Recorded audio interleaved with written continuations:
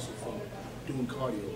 But once you know, at that point where you're very, very lean, and if your body fat is going, then you need to back off, of course, because your body's going to burn something. If there's no fat available, it will eventually burn off the muscle too. But you know, like I said, you know, it's always important to keep your protein high in order to maintain muscle. How high is high? All depends on how much you weigh, you know. 400 plus. Pounds? No, 400 grams a day is like a good, I mean, how much goal. do you weigh? What's your body weight? 208. 208, yeah, 400 grams is high, it's good. It's in the high, it's high. You know, but I've seen guys take 500, 600. You know, but 400 is way enough to maintain and even gain muscle, you know.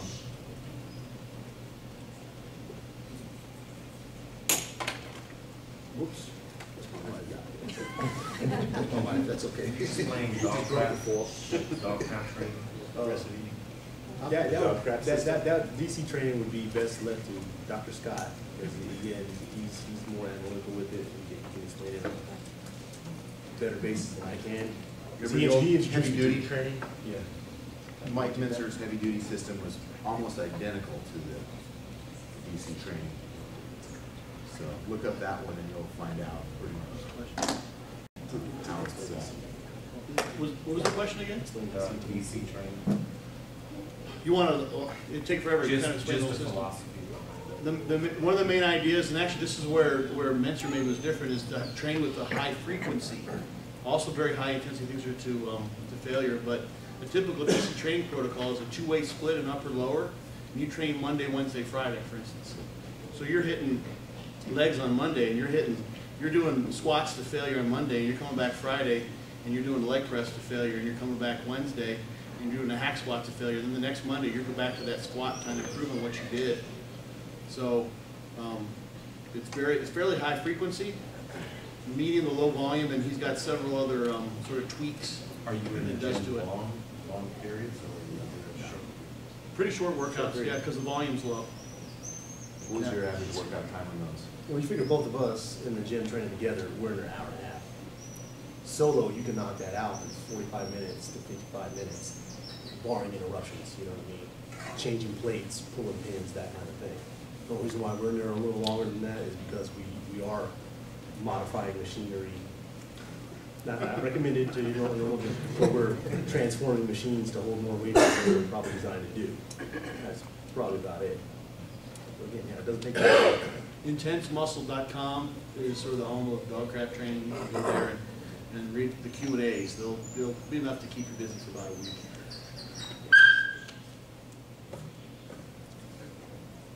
Hey Dave, with the DC training, I know you've been doing that for quite a few years, and with the stretching that kind of goes along with it. Yeah. Have you had any, do you feel like it hurts or helps joints? Have you had any issues with it? You know, luckily, you know, with me, knock on wood, you know, with stuff, I have not been injured in the gym ever, and certainly not with this type of training, which, you know, it's brutal in itself. The stretching does help. I know it helps. I mean, you know, you would equate it to growth rings around a tree. You know what I mean? You've seen some trees around town where there's a fence, and that tree is growing between that fence, but where the metal is, it's constricting that area of the tree. That's, you know, that's what your fascia is doing and stuff like that. So when you're getting the fascia stretching in there, as intense and as painful as it may be, it's allowing for extra growth. You know what I mean? And some studies say it helps. You know, some say it doesn't help. Some say it actually can decrease your you know, the amount of weight you can push and things like that. All I'm looking for is growth. And my flexibility is actually, granted, it's very good actually for my arm size, you know, that kind of thing, leg size, whatever. They have you know, I'm within 6 inches of a full split kind of thing. You know, doing that. You know, and I can put my arms and touch my hands behind my back kind of things without, you know, extreme problems. I think it's a DJ thinks that's funny. Because they tried to handcuff me one time. And they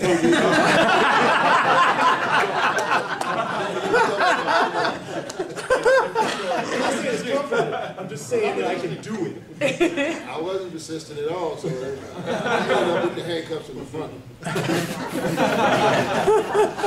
But I was about 300 pounds at that time.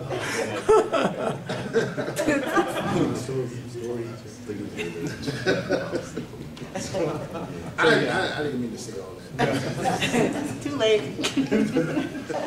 No, it's definitely, it's a central part of DC training as well, is that stretching, you know, and Dante Trudillo explains it best on intensemuscle.com. You guys get on there if you are interested in the training itself. You know, it'll get more in depth than what we can tell you, because again, it's not me that it's designed after, you know, the person who came up with that on his own, with some trial and error things and find out what works and doesn't work. Explain it in a new package. So yeah, the stretching is definitely important with it, and I haven't been injured, so you know, like I said, to this point, less than I have any injuries.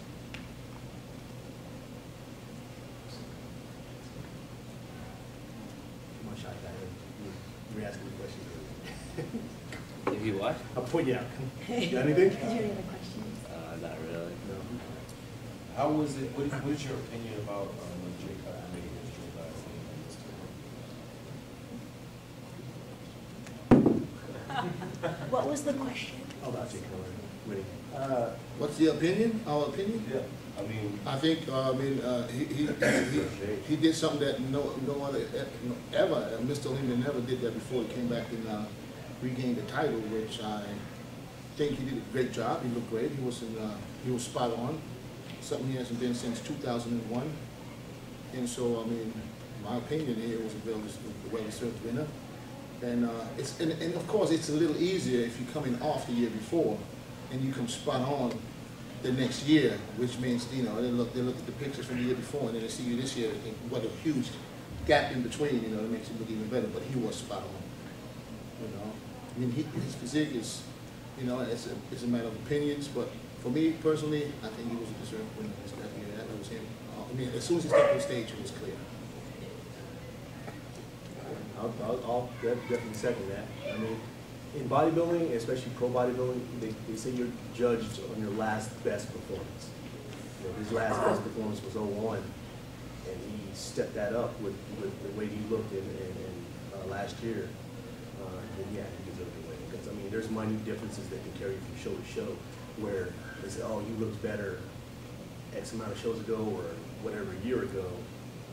You know, and you can't get to that. And on the pro level, you know, your whole goal is not to look the same. You can only do that so many times and get rewarded for that.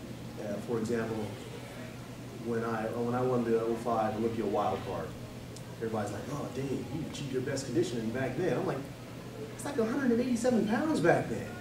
You can't do that when you're 202 pounds. Something has to give now.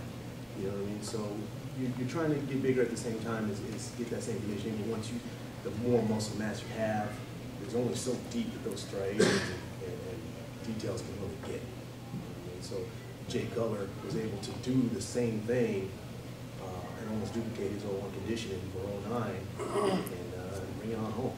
So definitely a well-deserved win. have you changed anything with your preparation for the next Mr. Mentally, yes. Physically, the training is just as hard. Mentally, I just gotta, you know, let it be like, hey, well, you know, what happened is it's out of my control.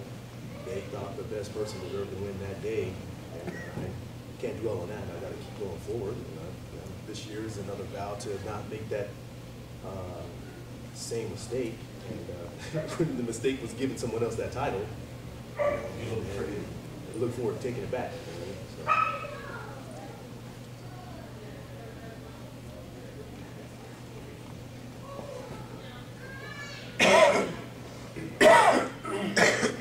What else you got? Let it fly.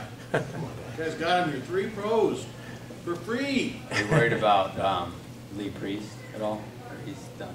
You know, you can't worry about anybody, man. I competed with Lee Priest before, you know, in 06, the Ironman, where I took second to him by points, single-digit points. So it could have easily went any way of the Ironman. You know what I mean? Because he's never done the 202, right? No, he hasn't. No, he hasn't. He's capable of definitely getting down there. You know, he was 199 on that Seagulls.